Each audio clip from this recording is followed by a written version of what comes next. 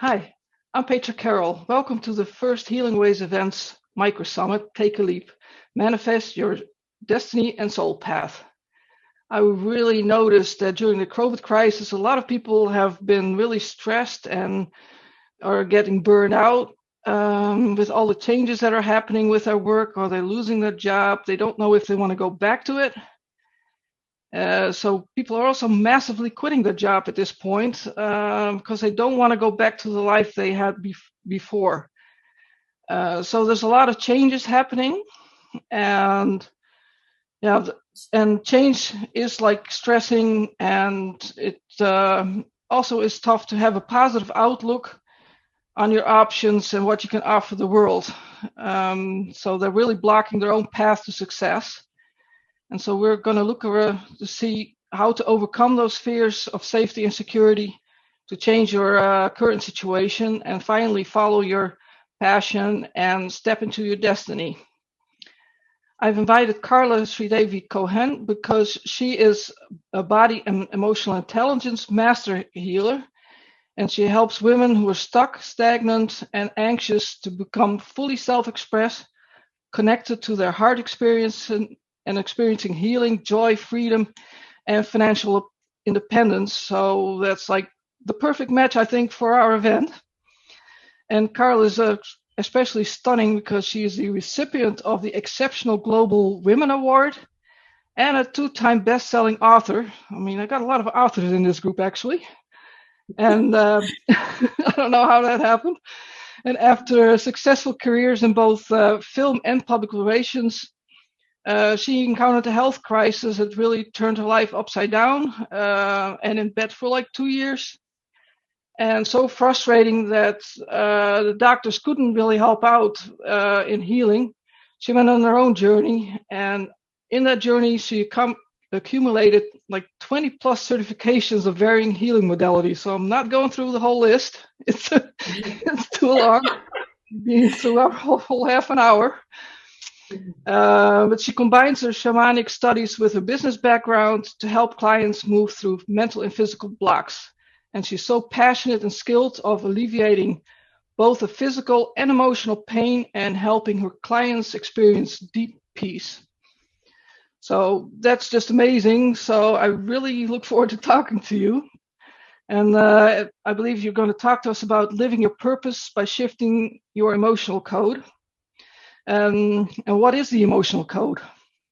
Well, first of all, thank you for that amazingly perfect introduction. You spared me having to go through my whole story for everybody. So, yeah, so you did that great. The emotion code is basically it's something that we have in our DNA. It's literally the accumulation of all the events that have ever happened to us from conception all the way up to where we are right now.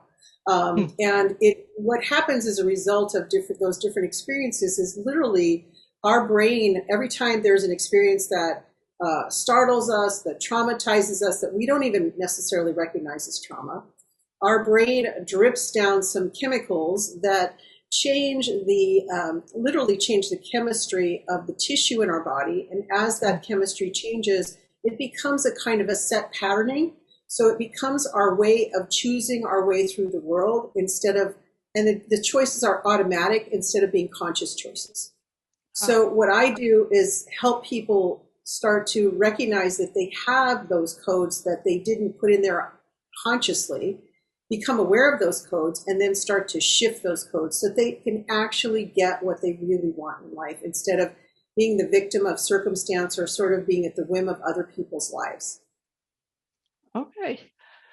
Because, especially when it's unconscious, it's like, how can you attack them? Because it can also, I assume, really sabotage your life purpose if you're hindered by these old codes that you're not aware of and that keep interrupting, playing havoc on your mindset. So what are the three ways that women actually sabotage their living their purpose? Well, so one of the things that, I'll just give an example from my life, for example.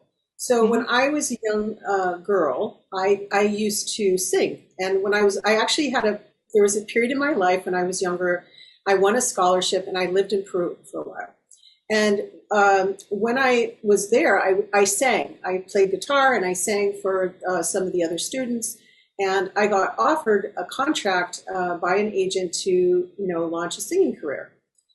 But I never pursued it because my mother was so against me being in entertainment. She had been in entertainment when she was a young lady. She was actually a very gifted Hawaiian dancer.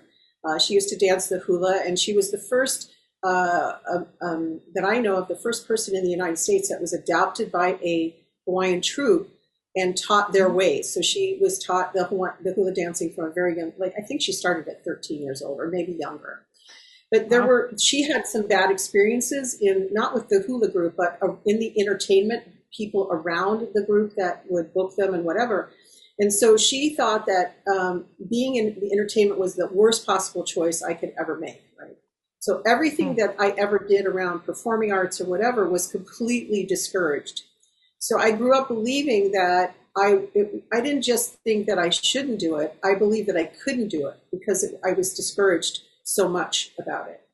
So that became a belief. And so as a result of that, I suppressed my desire to sing and perform and all of that throughout my entire life. And then because I believed it so strongly, it was just to show you how the mind works. We attract what we believe, right? So I married, my husband's father was the assistant musical director of the show called The Tonight Show. I don't know if you saw that in your country, but it was Johnny Carson. I lived in the U.S. for 7 years, so I've seen Carson too, yeah. Okay. All right. So he grew up in the performing world, right? So his dad, he rehearsed the musicians and all that. So he was the musical authority. And so at one time I sang for him. And he said, "Oh, you're just not good enough to pursue, a musical career." And it was like, oh, right? Like when you're young and impressionable, instead of somebody saying, "Okay, well, here's some constructive things you can do to whatever," But it was funny because every time I did auditions in high school and everything else, I always got the parts. So, but there was this other part going on, this other mental thing. Yeah. So that's one example. It can be things like choosing a traditional job that really doesn't express who you are. Like most of us grow up thinking, okay, I just have to earn a living. And that's kind of what happened to me. I didn't consciously choose the entertainment industry. I graduated university and then I didn't know what I wanted to do. I didn't even want to go to university, but my family expected that of me, right? So that was another oh yeah, this is what you do. It never occurred to me that I could choose something else. Right. Yeah. So then I fell into a career in Hollywood, and my thought process was I have to earn a living. I have to work to earn a living. It didn't matter whether it answered my soul purpose. It didn't matter whether it was in alignment with me. It was about just earning the income. So exactly. We all adapt things like that. People who grow up thinking their father was a doctor, so they grow up thinking they have to be a doctor, or their parents told them they need to be a lawyer, or you know what I mean? So yeah, exactly. And also that work is called work because nobody likes it. Well, yeah. So when you follow your passion, it's not work anymore, right? Which is what I've discovered over, all these years of